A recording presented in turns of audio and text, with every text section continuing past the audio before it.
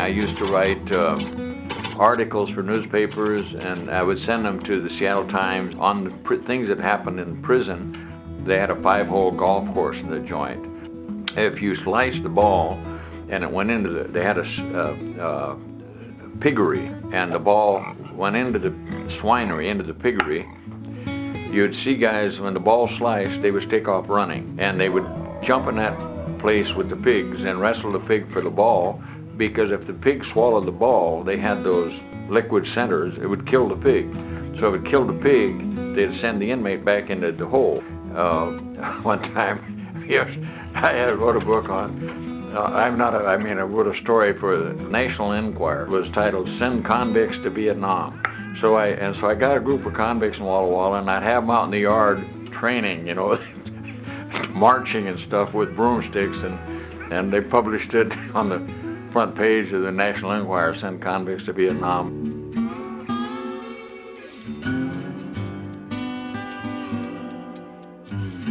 The mind, trapped in a prison, all you do is spend your time, like at least for me, how to get out.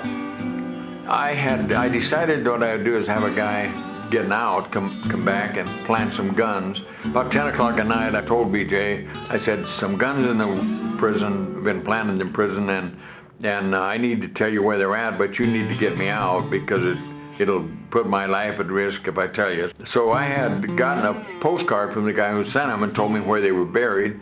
It was at a calf barn, and there was 2 calf barns, unfortunately, and so the night crew was digging around trying to find the guns, and they couldn't find the guns, so everybody was irritated at me, and finally I found out there was another calf barn, so they found the guns, but getting me out of the prison was being delayed, so I designed another scheme that needed some blood. So we got a little bottle, and these are some of the baddest guys in the joint, pricking our fingers and not wanting the pain, squeezing little bits of blood in the bottle, and to get a little bottle of blood, I have a French knife stole out of the kitchen and a straight razor out of where they train barbers.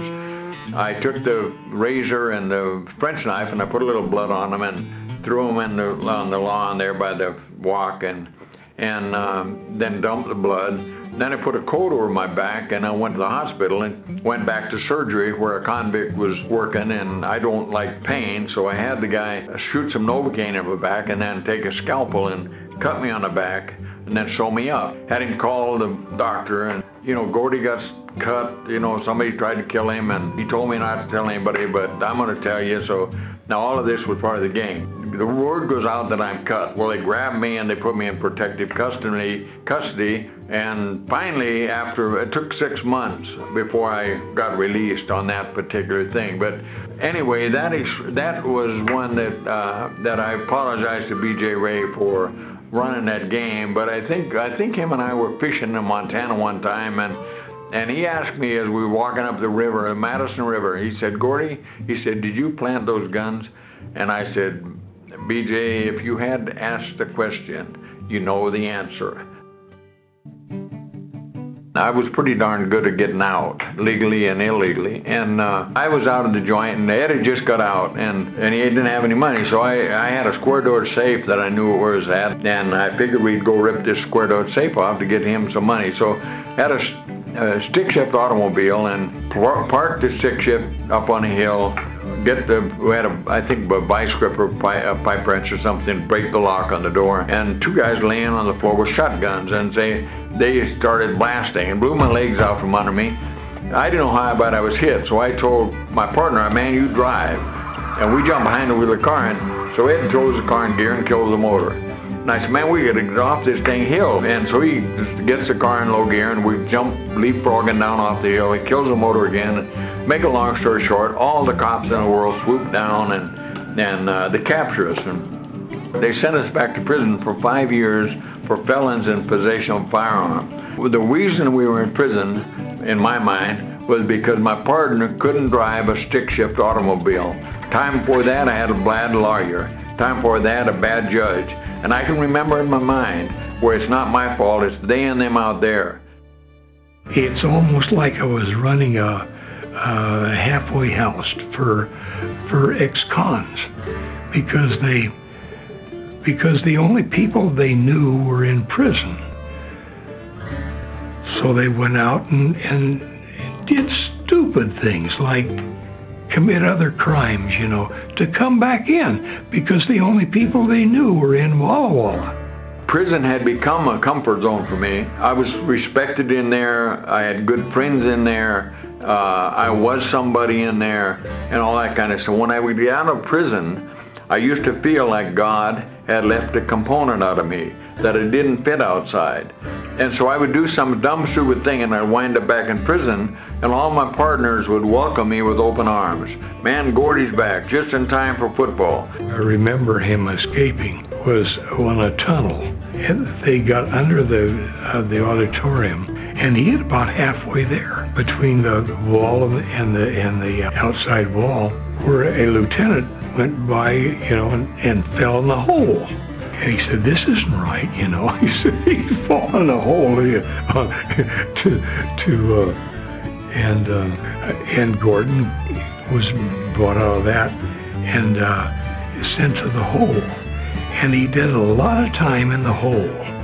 I did a year one time on bread and water in the hole, and slept on a board with a blanket and no shoes, and got a meal every third day. And I remember when he came out, he says, "I've done it the wrong way." He says, "all this time." He says, "If you'll give me a chance," he says, "I'll make something of myself."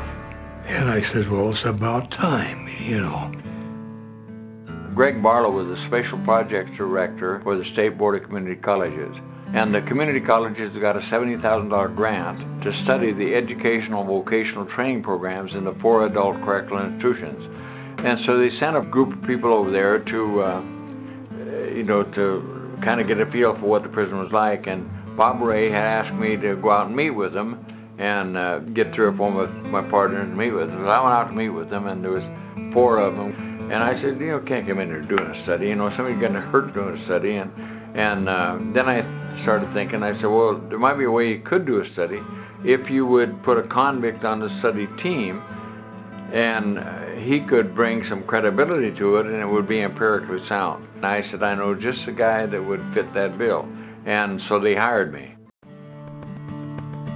They got me out on a work release program to go to work with the State Board of Community Colleges. Yeah, I remember meeting Gordy when he and some of his buddies would walk down the sidewalk. People would clear the sidewalk. Then I understood at the outset that he was, ex-convict or somebody out now from Walla Walla. A number of people told me that I was nuts. Is he going to take me to the cleaners? Is he going to lie to me? I think they were a little bit nervous all the time as to what he's going to do at first. But he came through, and so pretty soon he had him eaten out of his hand. I was really fortunate to have people around me at that time that saw me as I could be and not as I used to be.